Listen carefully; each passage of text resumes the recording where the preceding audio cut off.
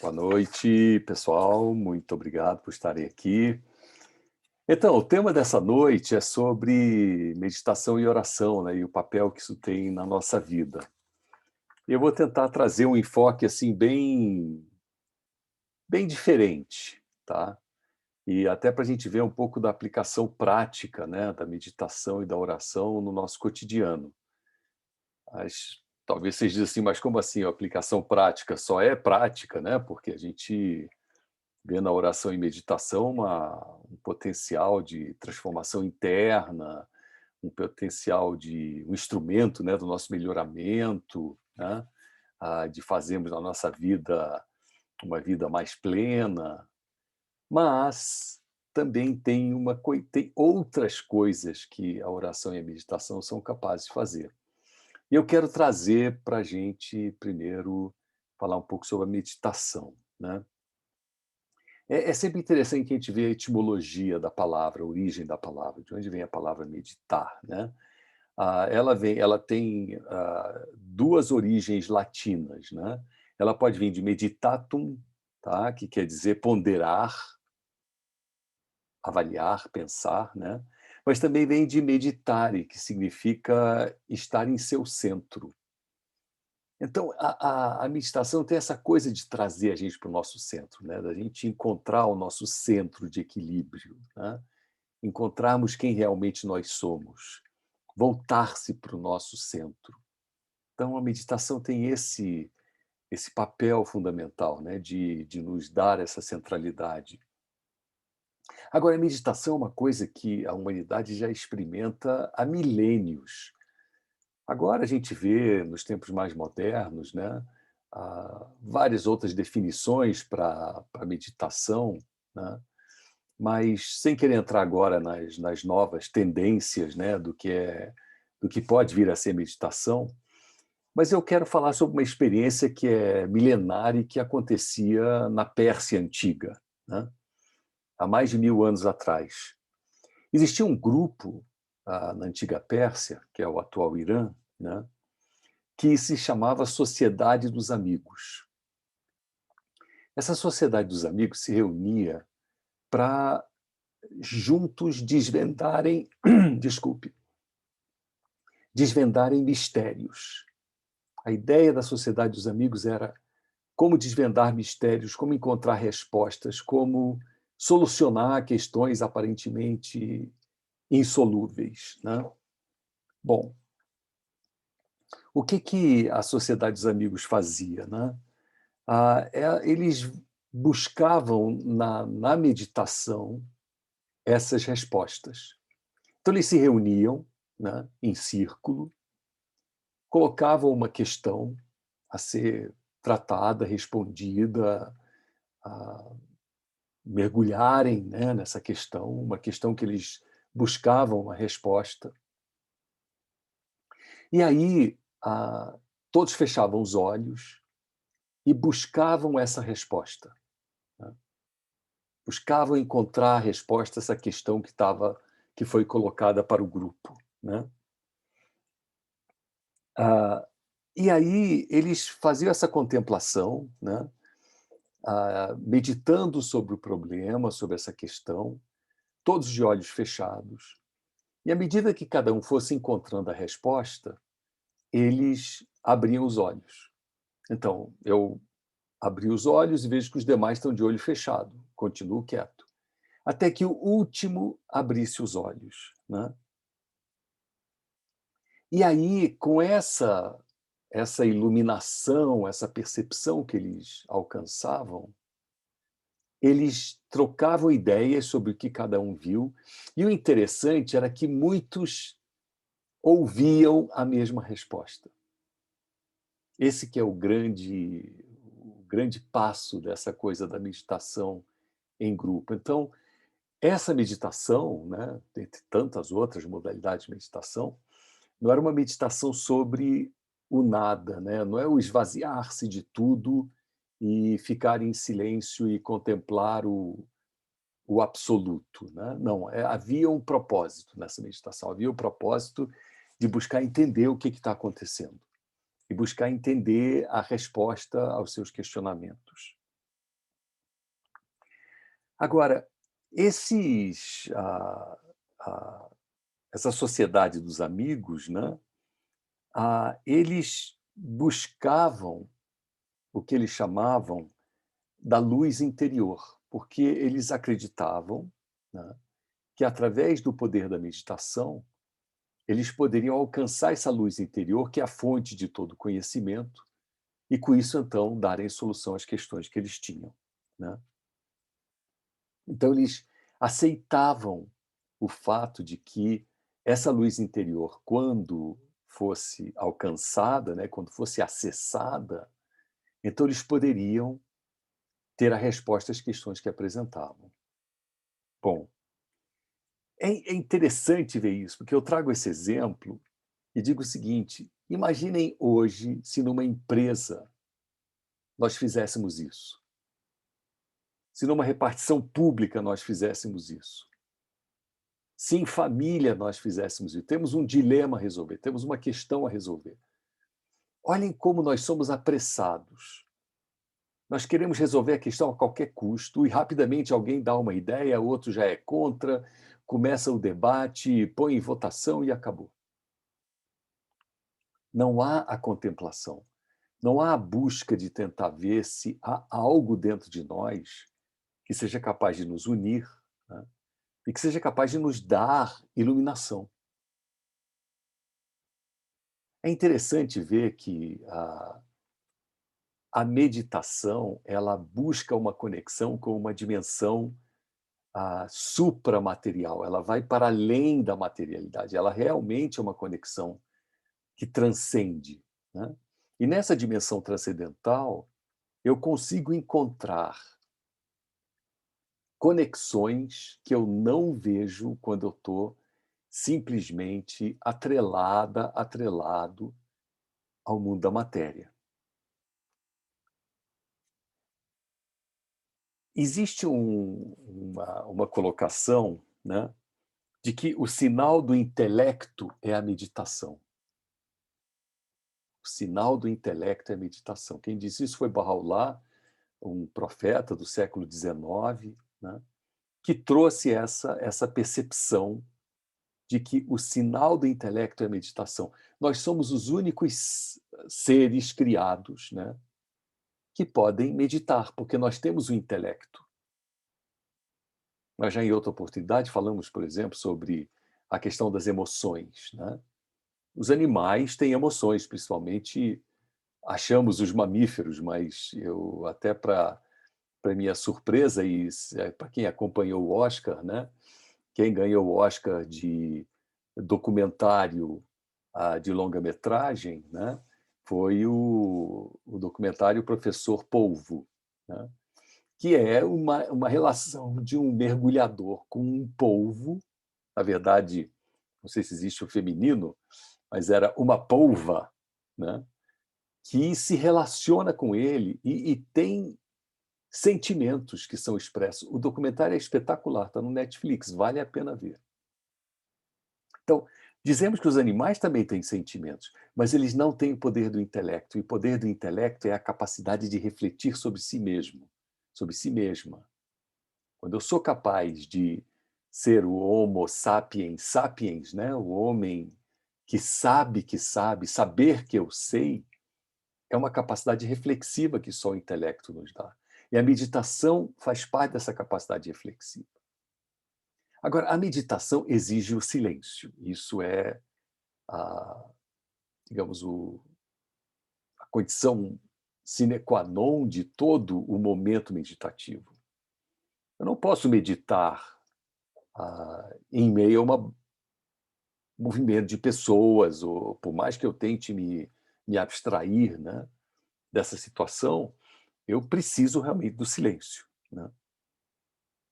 Porque é impossível eu fazer essas duas coisas ao mesmo tempo, manter essa concentração nessa luz interior, que a Sociedade dos Amigos dizia ela existe, está lá, e eles realmente sacavam que sim, né?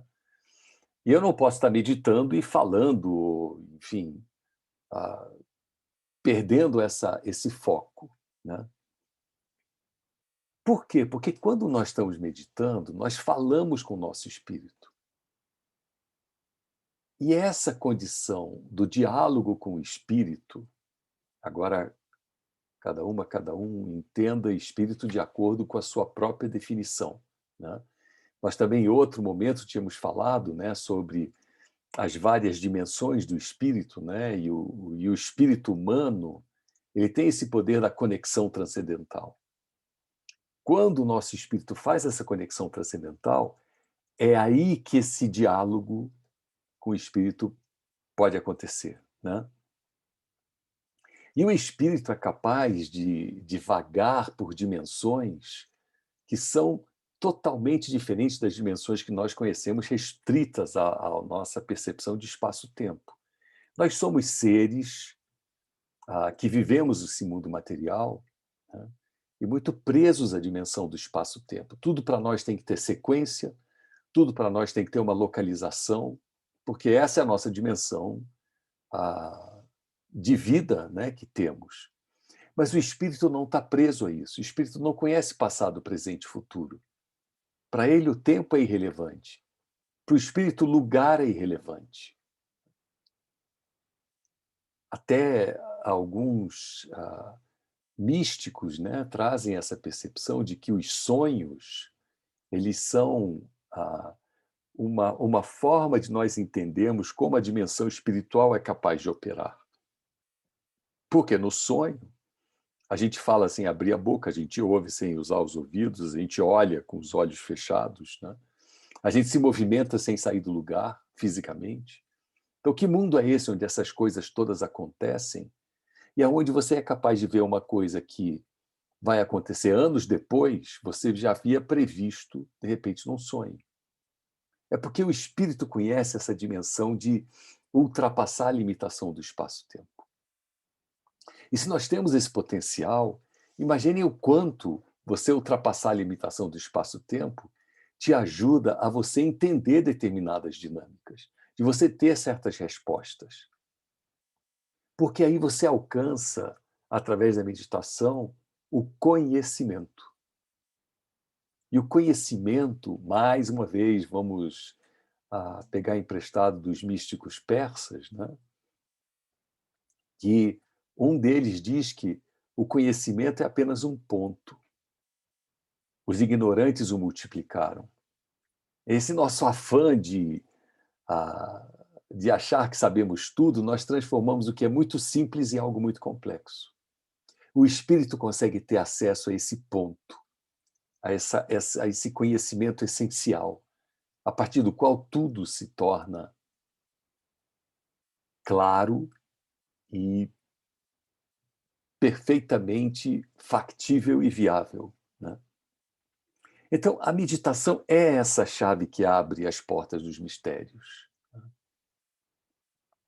A gente se abstrai de si mesmo, nós nos abstraímos de nós mesmos, né? Nos afastamos de nós para que possamos ter uma compreensão maior. A, a, gente, a gente é capaz de, na meditação, então, nessa busca da luz interior, né, descobrir segredos. Agora, quando a gente faz isso sozinho, a gente consegue uma determinada dimensão. Agora, se a gente faz isso em grupo, aí a meditação ganha uma dimensão muito maior. Então, eu volto a falar, imaginem a aplicação prática de um processo meditativo para tomada de decisão. Precisamos tomar uma decisão. Normalmente, nós vamos para o racional. E o que essa sociedade dos amigos, de 1000 e tantos anos atrás, na antiga Pérsia, propunha, era: não precisa usar o racional, use a sua capacidade meditativa. Eu preciso tomar uma decisão em família, precisamos tomar uma decisão aqui na família. Reúna os familiares. Se você não tem ninguém, existe uma solução maravilhosa. Chame 5, 6 amigos para se reunirem com você e fala assim: olha, eu tenho essa questão que eu quero apresentar a vocês. Mas eu não quero que vocês saiam dando resposta. Eu quero pedir que a gente tenha 5 minutos de calma e silêncio para que cada uma e cada um reflita sobre a questão que eu estou apresentando, que é um problema meu, mas eu quero ajuda. Imaginem como seria o mundo. Essa pressa, esse afã de tomar decisões e responder coisas com rapidez, como se isso fosse sinal de capacidade, né? É pelo contrário, é um sinal de total ignorância, porque nós estamos ignorando um potencial interno que temos de podermos chamar para nós essa luz interior que é capaz de dar solução a muitas coisas. Ah, é a faculdade da meditação que, por exemplo, foi utilizada por muitos cientistas, né? Vários cientistas no mundo usaram essa capacidade.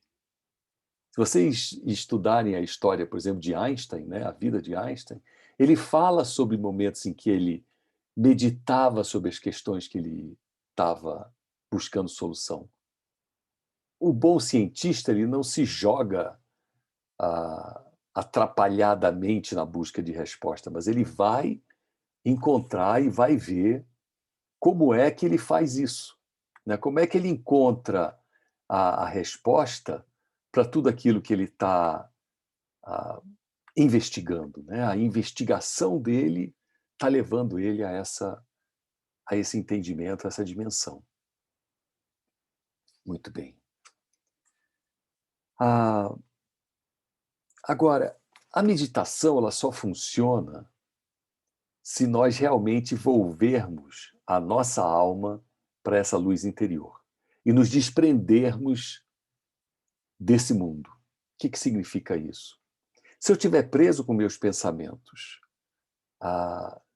nas questões mundanas e terrenas, né, eu não vou conseguir perceber o que é que essa dimensão da espiritualidade está trazendo para mim como uma resposta. Se eu estiver preso, por exemplo, às minhas crenças, elas vão me limitar, elas vão me deixar prisioneiro daquilo que eu mesmo criei, eu mesma criei. Então, eu preciso me desprender do mundo, eu preciso me afastar de mim mesmo. Por isso que a meditação, de certa forma, exige um momento de silêncio absoluto e de abstração absoluta para então mergulhar na questão que eu quero tratar. Eu posso não ter nenhuma questão para tratar, por exemplo. Eu posso querer meditar sobre como eu posso me tornar uma pessoa mais calma, mais tranquila. Eu quero meditar sobre como eu posso ser uma pessoa mais útil no mundo. Uma questão minha. Eu posso meditar sobre como eu posso cuidar melhor da minha saúde. Eu acho que eu não estou bem de saúde. Veja, as questões são as mais variadas possíveis, mas eu preciso me abstrair de mim mesma, de mim mesmo, para que eu consiga ouvir essa resposta. A meditação é essa arte de ouvir essa resposta, de ouvir essa voz interior que vai me dizer alguma coisa. Ah, daí então, esse meu espelho interior tem que estar volvido para essa dimensão transcendental. Se eu tiver com o meu espelho interior, espelho da minha alma, espelho do meu coração, voltado para o chão, ou seja, para as coisas materiais, para as preocupações materiais, né, eu não vou conseguir escutar, perceber o que a meditação pode me trazer como resultado.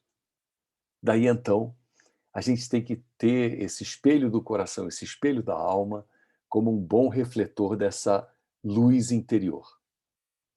E para isso, existe uma técnica. E a técnica chama-se oração. Por isso que eu comecei com a meditação e agora a gente vai para a oração.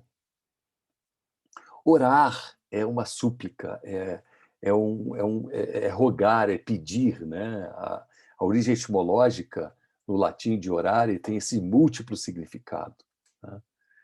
A pleitear, pedir. Isso significa que a oração está buscando uma intermediação com uma outra dimensão. É a oração que é esse polimento do meu espelho interno para que eu possa, na verdade, deixar que essa luz interior reflita sobre mim mesmo, sobre mim mesma. Ah, essa ideia de que nós podemos utilizar pensamentos e textos, né, como um instrumento do polimento do nosso espelho interior, que eu estou chamando de coração, de alma, de espírito, né? O que a oração faz é isso, porque ela nos coloca numa dimensão ah, de receber, né? Se a oração é uma súplica, se a oração é um pedido, se a oração é um pleito, né? Eu estou dizendo que existe algo maior do que eu, de onde eu possa derivar alguma energia, algum sentimento, algum poder, né? E realmente a oração, quando nós oramos, né, nós nos colocamos numa posição de humildade. Só que nós confundimos, principalmente nós, de língua portuguesa, né, temos uma compreensão, às vezes, equivocada do que significa humildade, porque para nós humildade vem de humilde, humilhação, a raiz etimológica é a mesma, e a gente acha que ser humilde significa ser subserviente, ser alguém que não tem autoestima elevada, que se desvaloriza, né? Mas não. Humildade, pelo contrário, se nós entendemos o que significa humildade, que significa essa posição de se colocar como recebedor de alguma coisa, já que eu estou suplicando,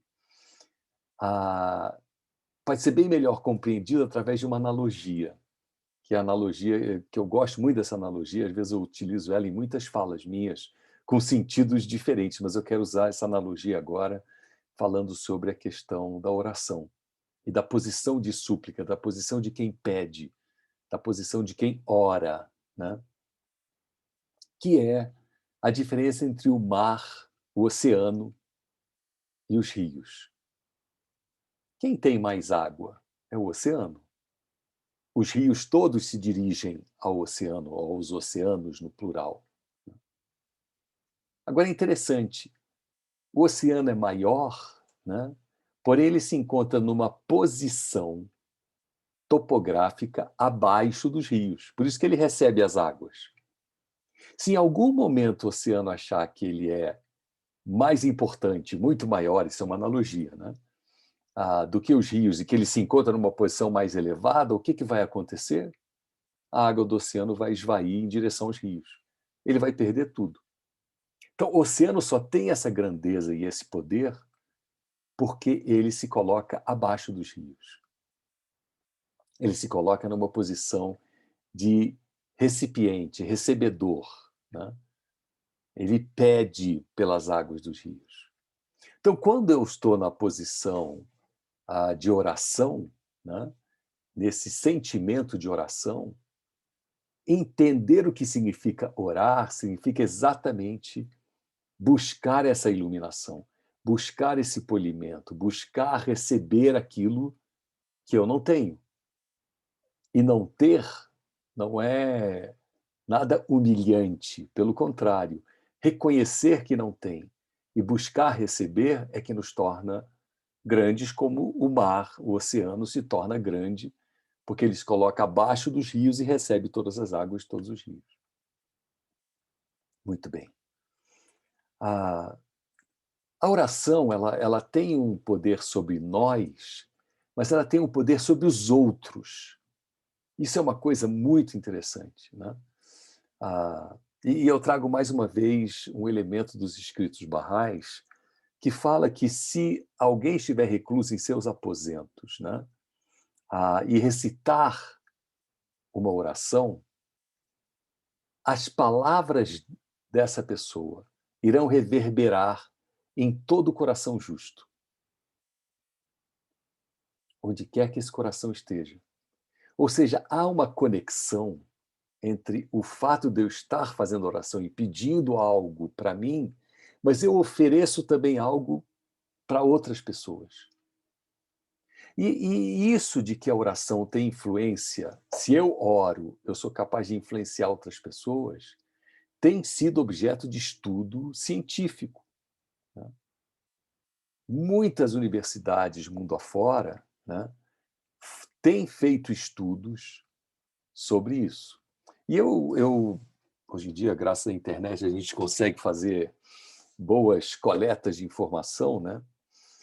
Eu descobri que houve um estudo em 2005 pela Duke University, lá nos Estados Unidos, na Carolina do Norte, entre Carolina do Norte e Carolina do Sul, né?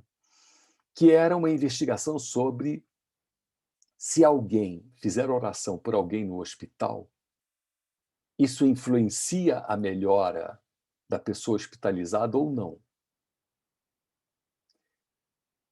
Estando a pessoa hospitalizada, inconsciente, não estando informada de que alguém está orando por ela.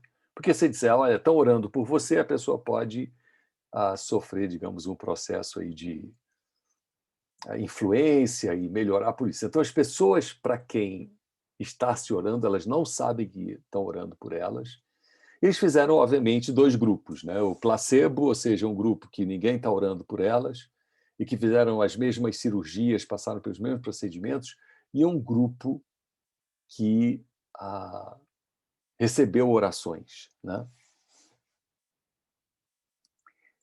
O estudo mostrou que o grupo que recebeu a oração intercessora, junto com a terapia, claro, não é só ficar orando, né? Teve menor taxa de mortalidade nos 6 meses após a cirurgia, né?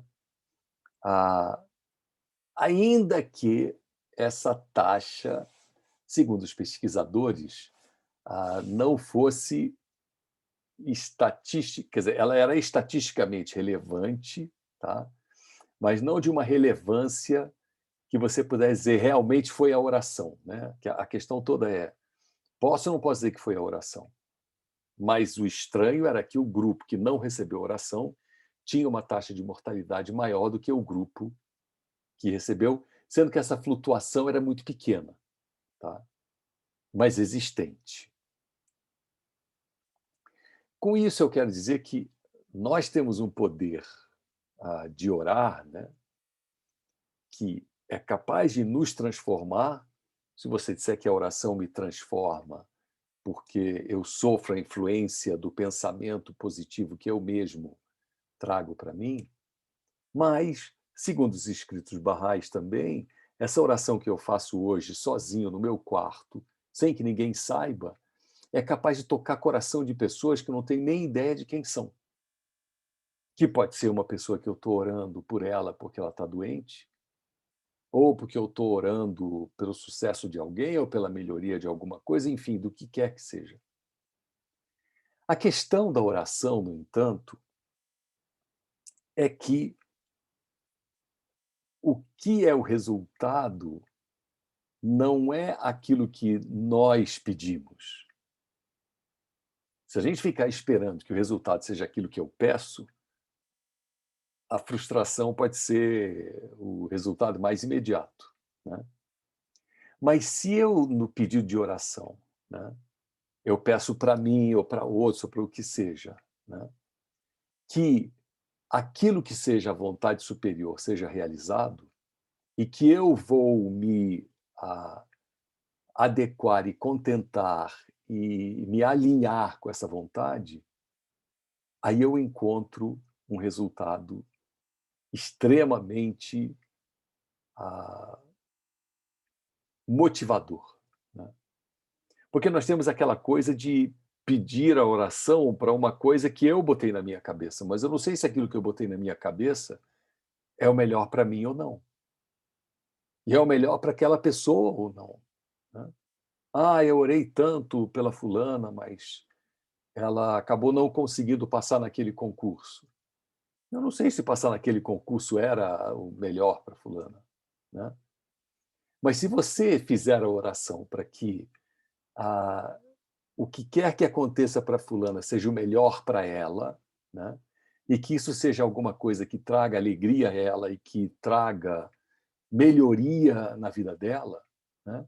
Tanto você como a fulana que estão envolvidos nessa motivação de orar, né, encontram resposta.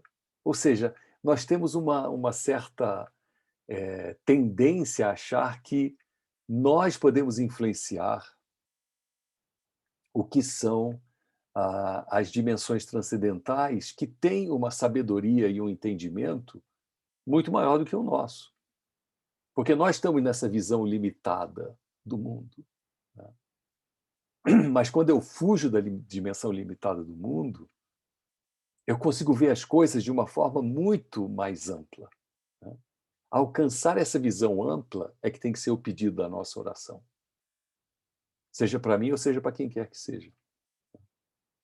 Hoje eu estou meio cinéfilo, então estou lembrando de um outro filme agora, nem tinha pensado em falar nisso, mas não sei quem viu Interestelar, que é um filme fantástico também, sobre uma história de um pai que é astronauta e que aí vai fazer uma viagem para descobrir vida em outros planetas, porque o planeta Terra estava acabando, então o pessoal precisava sair.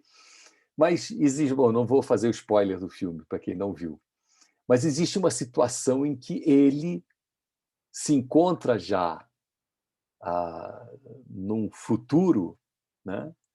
Mas que ele interage com o presente e o passado da filha. E essa coisa de você estar numa dimensão atemporal é que te dá a noção do todo, aí você entende o que está acontecendo. Pelo fato de nós estarmos aprisionados nessa dimensão de espaço-tempo, é que nós não conseguimos ver a dimensão real de tudo. Então, eu acho, por exemplo, que quando algo aconteceu comigo na minha vida, foi uma maldade. Por que isso aconteceu comigo? Não devia ter acontecido. Por que isso aconteceu? Isso foi. ah, Alguém quis o meu mal. E eu posso dizer pelo contrário, alguém quis o teu bem, porque o que está acontecendo com você vai te levar a um processo de autoconhecimento, de transformação, de aprofundamento, que você não teria se isso não tivesse acontecido. Isso para você é muito mais importante na tua trajetória ah, infinita, né? Se nós acreditarmos que existe uma vida após essa vida e que a nossa estada nesse mundo físico ela é absolutamente temporária, né? E efêmera, né? Então eu vou ver que as coisas acontecem por uma outra razão. Aí a meditação vem me ajudar a entender. Porque aí aquela voz que vai aparecer no meu ouvido vai dizer: olha, mas isso está acontecendo talvez porque isso possa te ajudar nisso, né? Então, às vezes, por exemplo, a cura, né, numa oração que eu peço a cura de alguém, talvez a cura não seja o melhor para aquela pessoa. Se for o melhor para aquela pessoa, ela vai acontecer. Mas se não for o melhor para aquela pessoa, talvez ela não aconteça. Mas a gente fica pedindo o que a gente acha que é melhor, mas quem disse que o que a gente acha que é melhor é o melhor? De onde, cara pálida, você tirou essa ideia de que você sabe mais, presa na dimensão espaço-tempo, sem ter a ideia do todo, que aquilo é melhor para você, né? Então, mais uma metáfora aí para a gente poder apreciar isso, né? Imaginem um jardim de flores, né? Onde tem um canteiro onde as flores são preparadas. Então, nesse canteiro, o jardineiro bota as sementes, as plantas vão crescendo, as flores vão crescendo, só que lá é um canteiro, né? Vai ter um determinado momento que o jardineiro vai retirar aquelas flores de lá, as que estiverem melhor desenvolvidas, e vai colocá-las no seu local definitivo, né? Agora, qual é a visão das flores que ficam no canteiro? Chegou uma mão malévola, arrancou a flor mais bonita de lá e a levou. Isso é uma injustiça manifesta, porque a mais bonita é que tinha que ficar aqui. Por que não me levou eu, que era a mais feiosa, né? Mas é porque eu não tenho a dimensão do pensamento do jardineiro. Eu nem entendo que existe um jardim onde você vai ser definitivamente plantado. Se vocês quiserem usar essa analogia para a vida após a morte, use para que vocês quiserem, não tem problema nenhum. Mas vale meditar sobre isso. Essa mão não é uma mão malévola. Ela, pelo contrário, está agindo para fazer com que aquele que está mais fortalecido possa ser levado ao seu local definitivo, né. Então, às vezes, eu acho que o mundo é uma sequência de mãos malévolas que intervêm, por vezes, na minha vida, porque eu estava desprotegida, incauto, e não é isso. Então, eu preciso estar no estado meditativo, no meu cotidiano, né. Eu preciso estar no estado devocional, no estado de oração, no meu dia a dia, para que essas percepções possam ser cada vez mais aprimoradas. Agora, eu só consigo isso se eu realmente orar todo dia e meditar todo dia.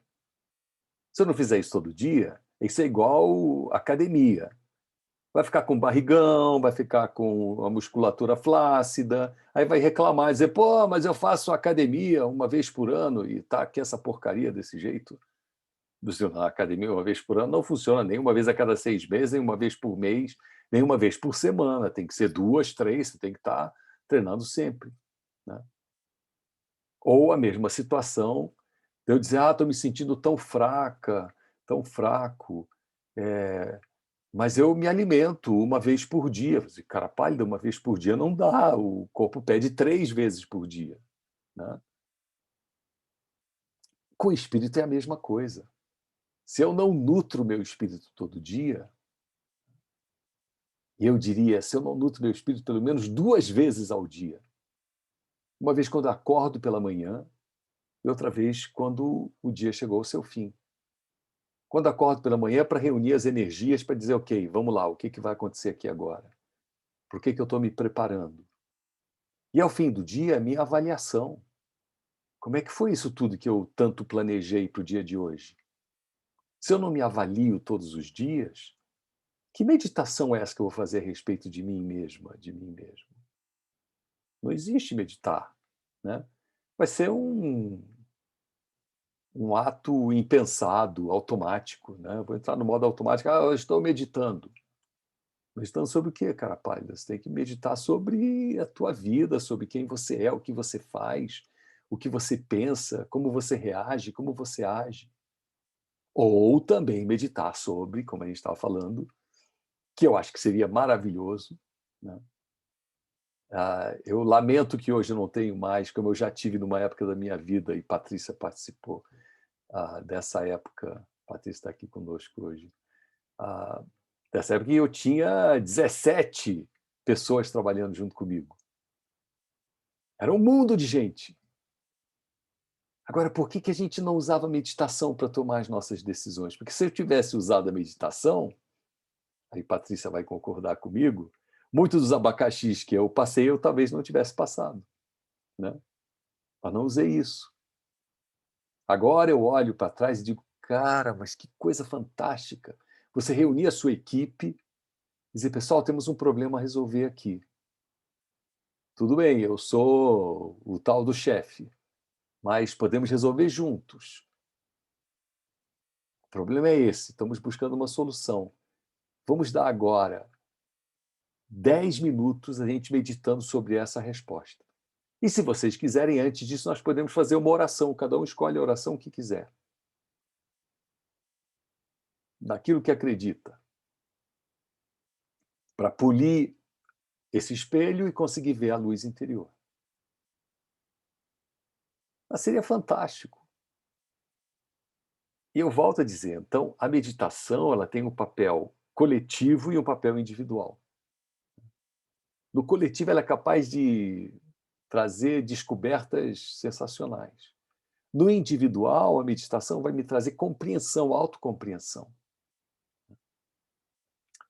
Muito bem, e eu vou terminar essa conversa com uma proposta de oração e ação, tá? Então, quando você tem uma questão a resolver, né, isso é o típico meditação, oração, solução de uma questão, tá? É para isso que serve essa proposta aqui. Então, primeiro escolha uma oração para fazer a sua conexão com o divino, com o transcendente, com Deus, com o que você chama, do que você acredita como sendo algo para além de você. Se você disser: "Ah, Iraide, eu não acredito em nada, eu sou ateu, não acredito em Deus, mas eu acredito no bem". Ok, conecte-se com o bem. Tá bom, não tem nenhum problema em chamar de bem ou do que for. Mas escolha uma oração para fazer a conexão. Isso é fundamental. Você tem que ter um momento que você pega aquela oração e você vai se desconectar daqui. Para essa oração, se você gosta de livros sagrados, escolha algum livro sagrado. Mas se você diz: olha, não, eu sou ateu, não acredito em livro sagrado, mas acredito no bem, ok, pega uma poesia de Cecília Meirelles, vai funcionar do mesmo jeito. Não vai ter problema nenhum. Mas conecte-se com alguma coisa mais elevada. Agora, eu acho que os escritos sagrados têm um poder especial, então escolha. Bom, você tem a questão que você quer solucionar. Ela está lá no fundo, você ainda não está levantando ela, tá? Você fez a oração, você permanece em silêncio, de contemplação por alguns minutos, e aí dá um comando para a cachola e diz: ok, agora a pergunta pode vir. Agora está na hora da pergunta vir. Então, esse é o primeiro passo: orar, manter-se em silêncio, saber qual é a pergunta, não tratar da pergunta, meditar, porque você vai começar a ouvir um monte de coisa vindo na sua cabeça, e aí você lança a pergunta. O segundo passo é: ouça a sua voz interior e chegue a uma decisão. Para resolver esse problema, tem que ser por aqui. Quando você chegar a isso, nesse processo meditativo, que você conseguiu chegar a uma decisão, cuidado, nesse momento ela foge. É o pior momento em que a coisa tchum, vai embora e fala: nossa, mas o que era que eu estava pensando? Pegue isso e mantenha-se firme nessa decisão. Essa decisão vai nascer nesse momento de contemplação. Ela é uma coisa que fica vagando no ar e, de repente, você vai ouvir alguma voz, um pensamento. Mantenha-se firme naquilo, tá? Pode parecer quase impossível isso. Você, nossa, mas que solução louca, isso é impossível de fazer. Não importa. Se é aquilo que apareceu para você e o seu coração está dizendo: nossa, mas é essa a solução, agarre ela, mantenha-se firme, né?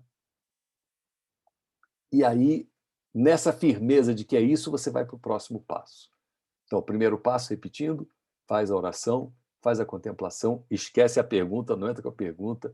Alguns minutos contemplando, lança a pergunta. Lançou a pergunta, segundo passo, você vai ter uma sacação. Teve uma sacação que você sente que pode ser a resposta, agarre ela, não deixe ela fugir. Porque ela pode fugir, você pode esquecer, mas o que foi mesmo que eu estava pensando? Já era. Agarra ela. Agarra e mantenha-se firme nela e vai para o próximo passo. O próximo passo é ter a determinação de que você vai realizar aquilo. Não fica pensando como eu vou fazer, não. Tá? Por hora é a determinação. Eu vou fazer desse jeito.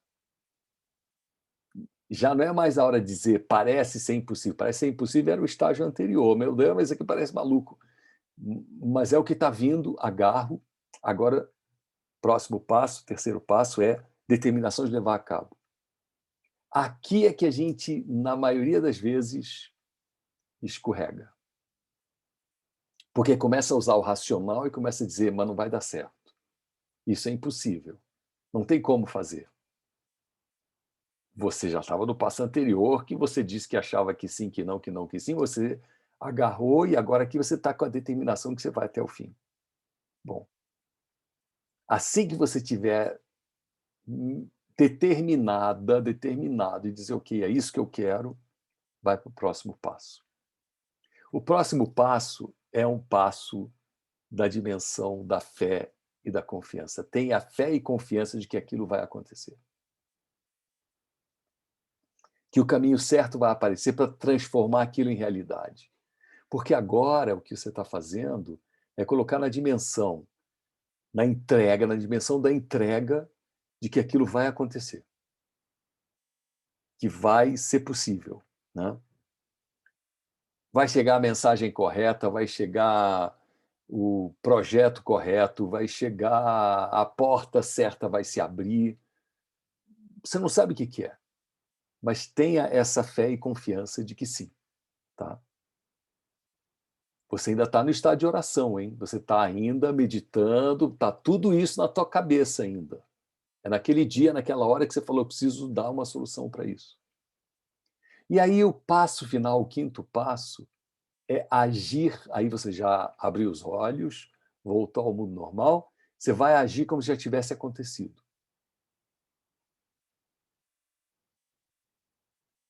Aquilo já foi respondido, tá? Haja de forma incansável, incessante para que aquilo aconteça. Muito bem. Esses 5 passos, né, vocês podem dizer: "Bom, mas se eu pedir uma coisa muito ruim, que é maléfica e malévola", aí faltou pureza de intenção logo no início, né. Aqui nós não estamos falando em, ah, eu quero pensar como eu posso comprar a minha BMW, né. Isso não foi feito para coisas materiais, tá. Então, se a ideia é coisas materiais, esqueça, não estamos falando em coisas materiais. Nós estamos falando em soluções, em dilemas, em desafios de vida, né, que é algo que toca profundamente a você mesmo, a você mesmo. Aí sim funciona, tá. Eu não garanto que esse processo funcione para eu quero ver se eu consigo comprar a minha lancha para poder andar no Lago Paranoá e, por favor, me ajude. Não é isso, tá.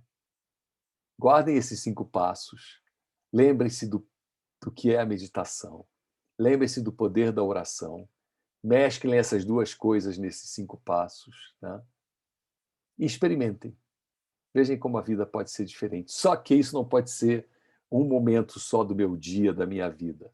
Tem que estar fazendo oração todo dia, 2 vezes ao dia, tem que estar nessa conexão, tem que estar meditando sempre. É uma prática, porque fazer esses 5 passos aqui é como ir para uma, não vou dizer Olimpíada, mas é para ir para um momento de demonstração de capacidade maior, né.